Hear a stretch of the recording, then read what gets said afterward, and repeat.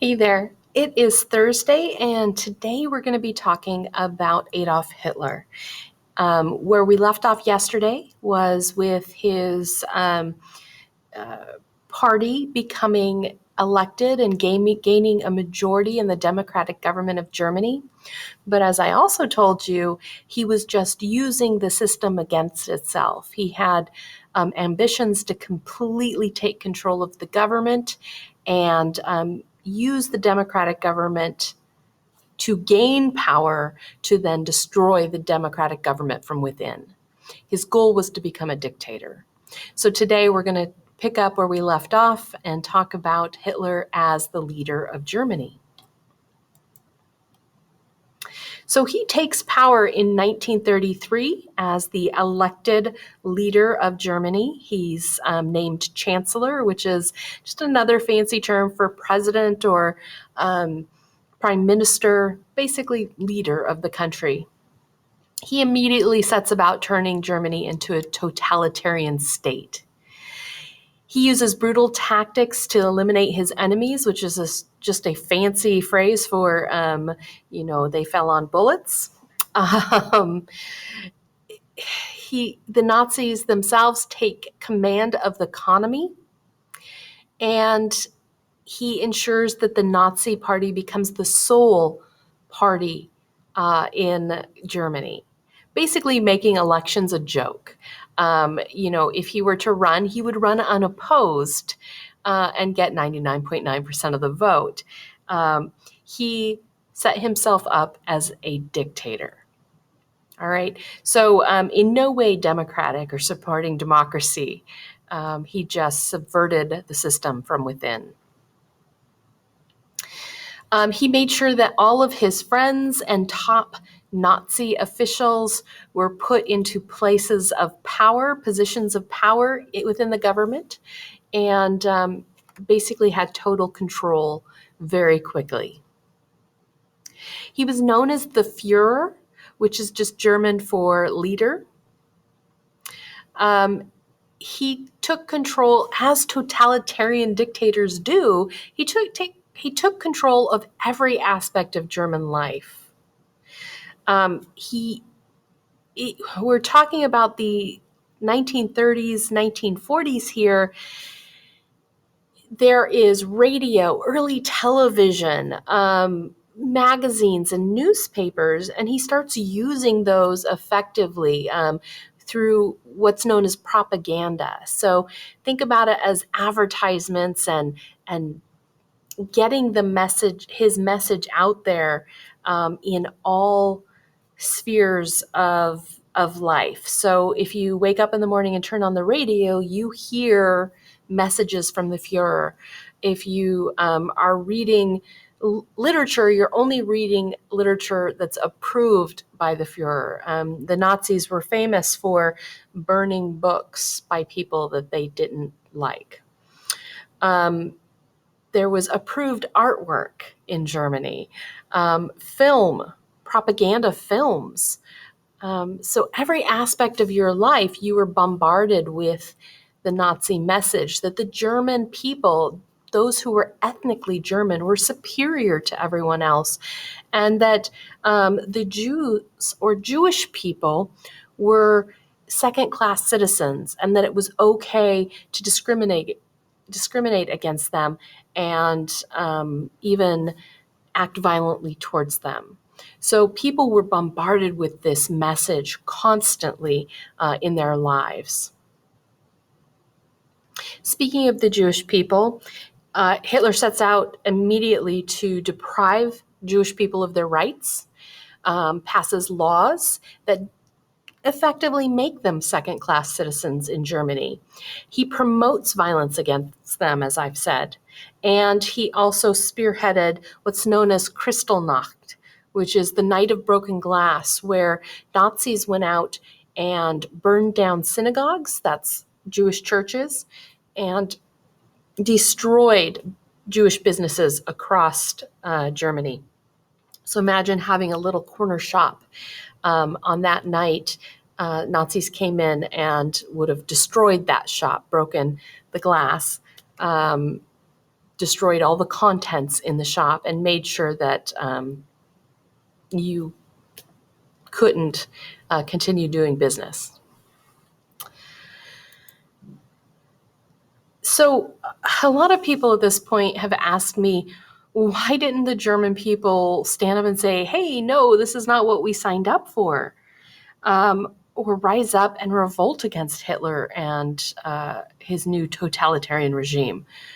Well, I'm sad to say he was loved by the ethnically German people. Partially because, remember, before he came to power, the German people were starving. Their lives were miserable. They had lost everything. And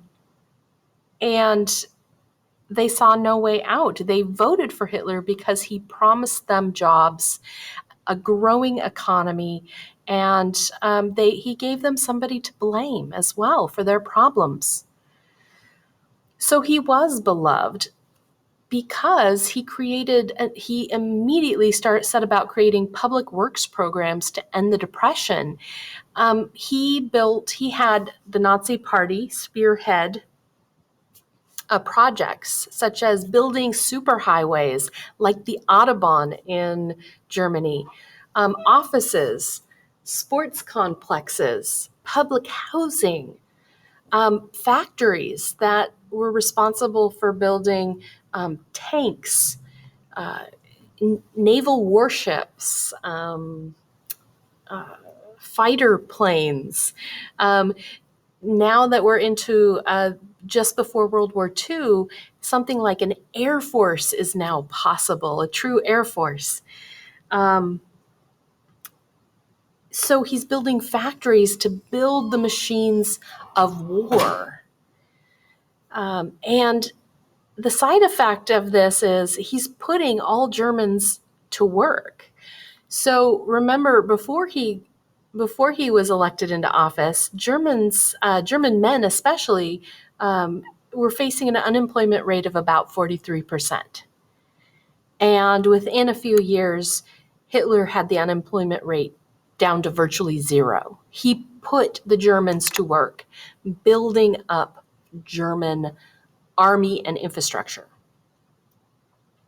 So the people went from poverty to, I have to be honest with you, it wasn't probably what Hitler's primary focus was.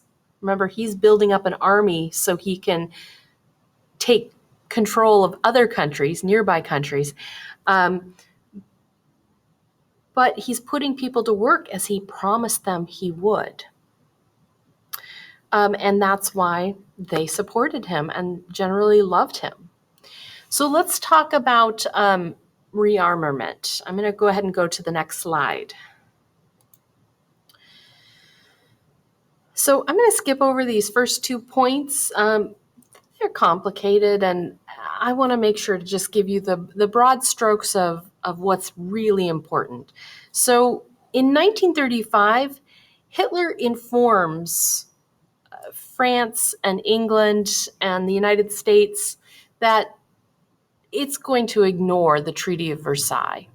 It begins rearming, as I've been explaining, building up its navy and its army and its air force.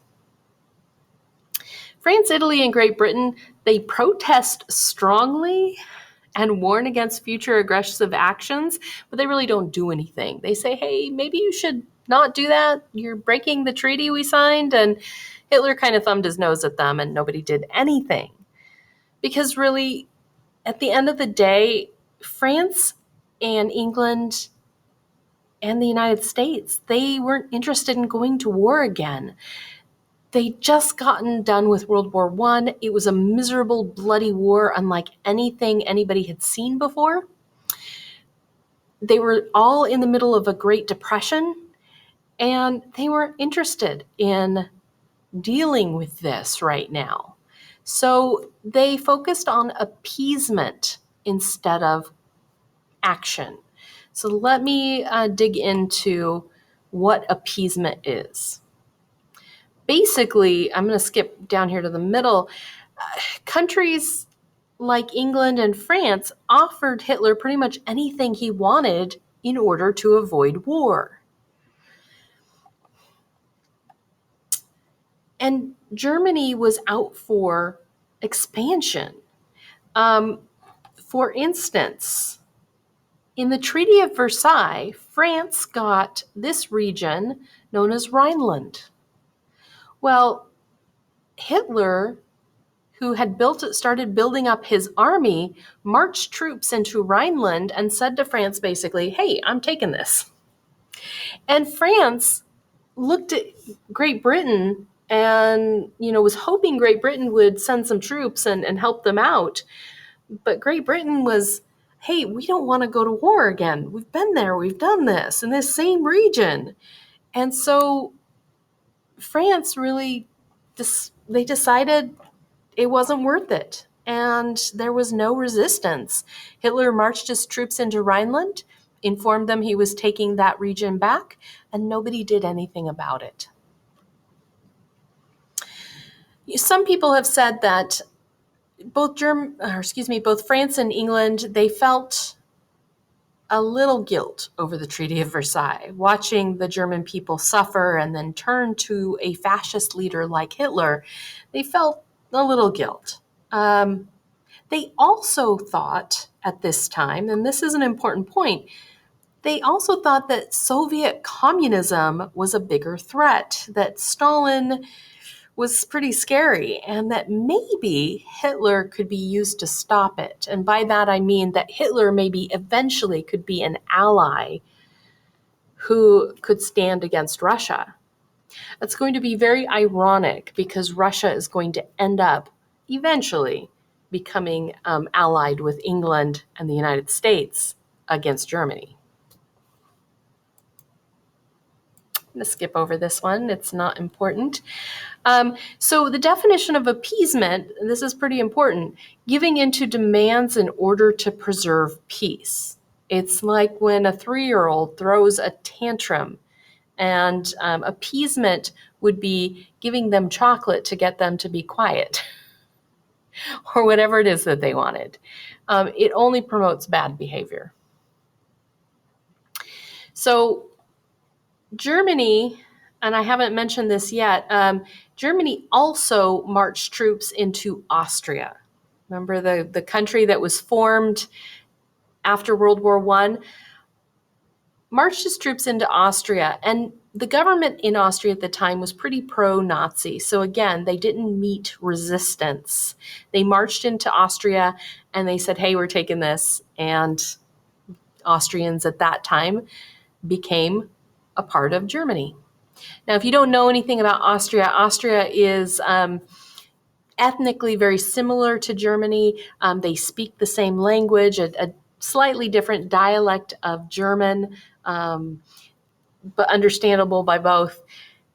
So that made sense to the rest of the world. Taking Rhineland, because it had originally belonged to Germany before World War I, taking Austria, okay, they're similar ethnically. But then in September 1938, Germany marches its troops into Czechoslovakia. Now, this region of Czechoslovakia is very similar ethnically to ethnic Germans. This region is mainly filled with Slovakians, Slavic, Eastern European individuals. And so when he took control of this entire country of Czechoslovakia, Great Britain and France contacted Hitler and demanded to meet. They wanted to figure out what his plans were and what his intentions were long term, what his end game was. The Prime Minister of Britain at the time was a guy by the name of Neville Chamberlain. He met with Hitler, and you can see him shaking hands with Hitler in Munich, Germany in 1938 at what has become known as the Munich Conference. During the Munich Conference, Chamberlain pressed Hitler to explain what his plan was. He had conquered Rhineland, conquered Austria, and now had taken Czechoslovakia. And Chamberlain had to be honest with Hitler. If this continued, they'd have to go to war. Hitler said, no, I'm all done. This is all I want. And in fact, he agreed to give back half of Czechoslovakia. He only would take that part with ethnic Germans. So if I scroll back here, at the end of the Munich conference, he agreed to give this portion here back. And as a part of the Munich agreement, he also agreed not to conquer anyone else. So this was it. He said, I'm done. We're good. Thank you very much.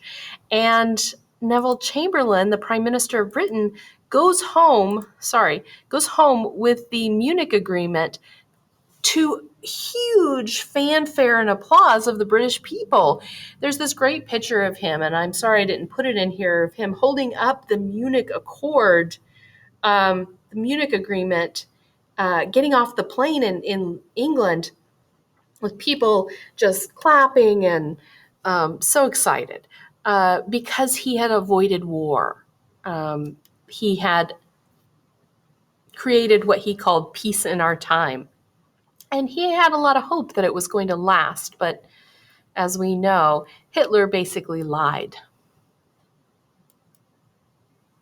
So that takes us up to tomorrow, when we're going to learn about Hitler's plan to invade Poland and how he maneuvers things to make sure that he isn't fighting a two-front war. So fighting a war with Russia and then possibly with other countries. But he has his sights set on Poland. And I will tell you right now that the invasion of Poland is what starts off World War II. All right. So that's where we're going to end today. Have a great one, and I'll see you tomorrow.